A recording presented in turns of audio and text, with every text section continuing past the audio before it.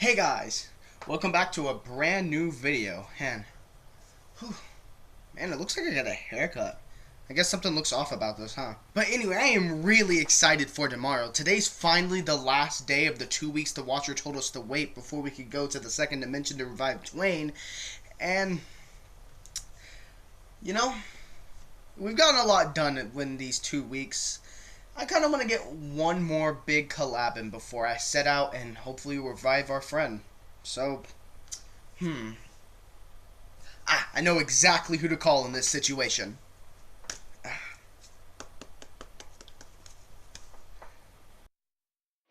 I'm not a kid anymore. Hello? Yo, Angry J Sponge from the YouTube channel Angry J Sponge. You want to collab? Sure. Great. Now, what should we...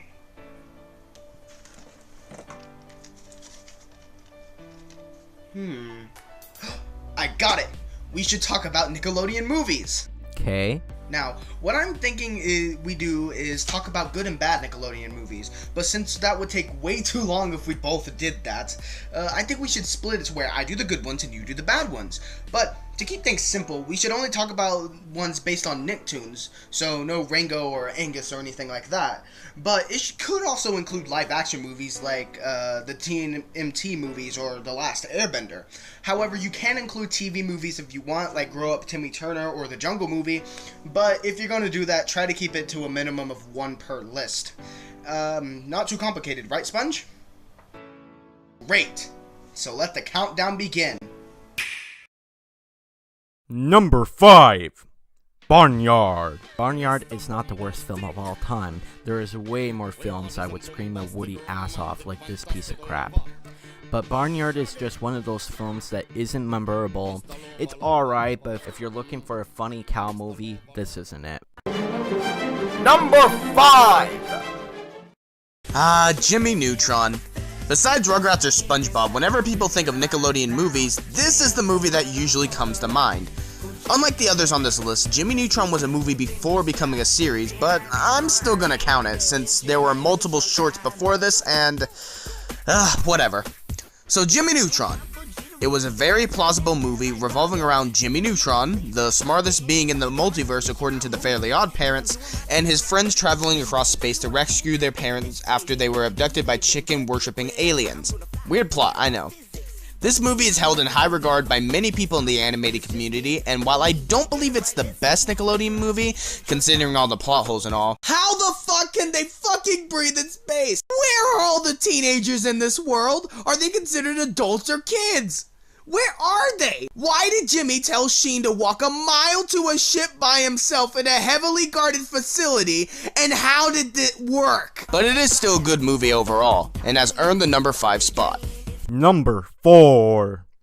The Last Airbender. Now, this film has been talked to the living death of itself, so I'll keep this short. This movie is a ripoff of the show with horrible acting, the story moves way too damn fast, and the special effects are so Disney Channel level.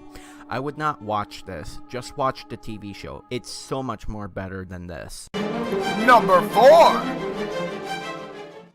The Wild Thornberrys movie is a perfect example of a short format series converting well to the big screen. It takes advantage of its less restrictive time slot and censorship, and it delivers what I believe is the correct tone for the series. The movie, like the series, follows Eliza Thornberry and her family traveling the world as her dad, the amazing Nigel Thornberry, has his own nature documentary series. The catch is she can talk to animals, but will lose her powers if she ever reveals it to another human. She loves helping animals, but when she fails to save a cheetah cub from poachers, she goes on an amazing journey across the world to save him, along with her best friend Darwin the monkey. It is a really good movie, with my only complaint being that there's this weird subplot of Eliza being sent to boarding school that honestly serves no purpose to the overall story. Other than that, I highly recommend a watch.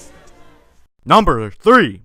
Hey Arnold, the movie. Now, I'm gonna get a ton of shit for this being number 3, but I'm just gonna keep saying Woody Woodpecker. But to be real, this was probably one of the hardest choices on this list because Hey Arnold is one of the best Nickelodeon shows in my opinion, so putting this movie at number 3 was very difficult of me. Hey Arnold the movie is so damn lame and boring, even Disney's Chicken Little is more fun for me. That's how boring this film is. Now, the music for this film is an upside for me, and the scene with Helga and Arnold kissing helps the film from being number 1 on this list. But if you're a Hey Arnold fan, this film may be okay, not that bad to watch for you. But if you want a good film about kids and that kind of stuff, just go watch the Recess movies. Number 3! Out of the entire Rugrats trilogy, well, soon to be quadrilogy, Rugrats in Paris speaks to me on an emotional level. Unlike the other 2 movies, this movie revolves around Chucky instead of Tommy, as Stu takes the gang to Paris after being called there to fix a Reptar machine. Along the way, Chucky and his dad meet a nice lady named Kiki and a mean lady named Coco. Chucky wants Kiki to be his new mommy, and Chaz is fooled by Coco to marry her in order to get a job promotion. This movie has so many emotional twists and turns, and one of the most tear-jerking musical numbers I've ever seen in animation. There's a good balance of action, and there's even a subplot of Spike finding love, but that never takes up too much screen time. The movie never loses focus, and it knows what it's trying to accomplish, and it does it well. Also, this movie introduced the most useless character in the series, but she's my favorite, so... Number 2, Teenage Mutant Ninja Turtles live action.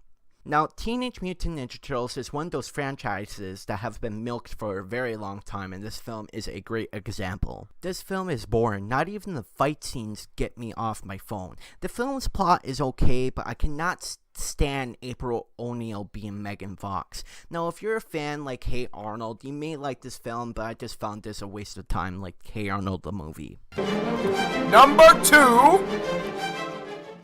Probably the most iconic Nicktoon movie, the SpongeBob SquarePants movie takes number 2. This movie features SpongeBob's internal conflict about being mature, while he and Patrick race the Shell City in order to retrieve Neptune's stolen crown, and save the life of Mr. Krabs. It is an epic journey of action, drama, and self-discovery all the way through, and we see a side of these fun, lovable characters never seen before. We also see them fucking die, and boy young bowl cut me was traumatized. It's well known that this was the intended finale to the long-going series, and part of me wishes that were true, but a big part of me is relieved it kept going. This movie shows how far the show has come, and an amazing experience from start to finish. Number 1, drum roll please! Rugrats Go Wild. Now, if you've seen my channel back in a bit ago, I explained why I hate this film. But to shortly explain, it doesn't feel like a Rugrats movie, and it doesn't feel like a Wild Thornberrys movie. The Rugrats movie and the Wild Thornberrys movies are both movies that show what a good Nickelodeon movie should be, and this is not a good example. Rugrats Go Wild has the most simple plot of all time. The Rugrats go on a ship and Stu screws it up and gets on a crappy boat, and gets this. It crashes and lands on the Wild Thornberrys Island. How freaking neat for the plot to move on. You can see how this is pissing me off already, so I'm just gonna end it here. If you want a shitty version of the Rugrats and Wild Thornberrys, then here you go! Number 1! If you followed this channel at all within the last 2 years, then you knew this was coming. Hey Arnold the Jungle movie takes the top spot. This movie has had a long, harsh 15-year journey to make it to TV, and I can safely say it was worth the wait. This movie is a trip, shifting these characters out of their comfort zone and into an unfamiliar setting, unlike the first movie. It also doesn't feel like a regular episode stretched to an hour and a half, unlike the first movie. It pushes the characters to their moral limits, and the conflict is unlike anything the kids have faced before. They did a really good job translating the Hey Arnold cast into the modern era, and this is a satisfying experience from start to finish. The animation, compared to the old series, is great, but nothing substantial by modern standards. It overall feels very cinematic and theatrical, with a story told in a way that wraps up everything the series left unwrapped in a neat little bow. Unlike the first movie.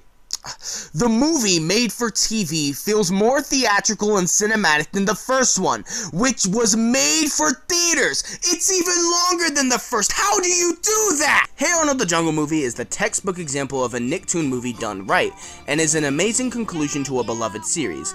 And it concludes my list of the best Nickelodeon movies. Well, there you go, faithful viewers. I hope you enjoyed this list. So, what do you have to say about this, Sponge? Alright, thank you World and Meli for letting me be on your channel for once. Thank you for watching. Well, he hung up. I didn't really have him record any more lines, so I guess this will work. Anyways, thanks for watching. Tomorrow's the day. We'll finally get to bring Dwayne back to life, and then this will all finally be over.